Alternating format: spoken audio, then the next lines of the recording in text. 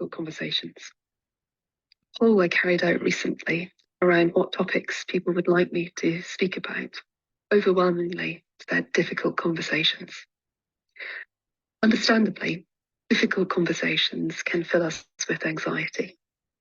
We put ourselves in the other person's shoes. How would I like to hear this news? What would it mean for me? And that's one of the things I'm going to start to address. A really important aspect about difficult conversations is around agency. You are your own person, and so is the person receiving. You can empathize and perhaps mentalize around how the experience might be for the other person. But it's really important not to take their agency away. And by that I mean how you deal with discomfort and how you deal with choices.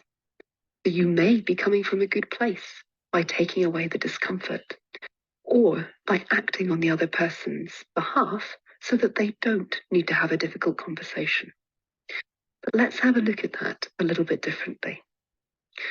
When you think about a difficult conversation, think about the outcome and think about it in two ways, subjective and objective.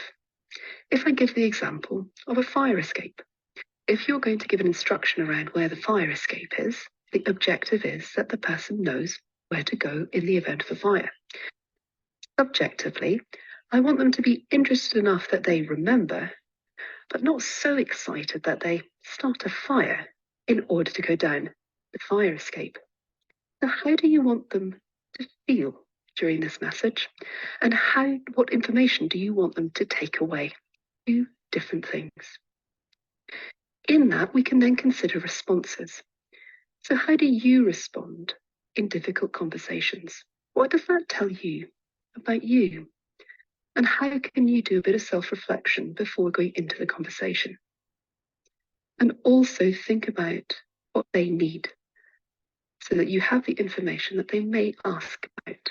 And if you don't have the information, you will act on it to go and get it. And importantly, in the conversation, there's an aspect called turn taking. And this is facilitated by open questions. This way we can understand people's experiences, and they can also act in their own independent way of thinking without the answer being framed by your question. Note how you respond in the difficult conversations, as we're affected by one another through verbal and non-verbal communication. If you'd like to find out more about how we respond to one another, I'll be writing about a topic called transference and countertransference in my next blog. Please do sign up.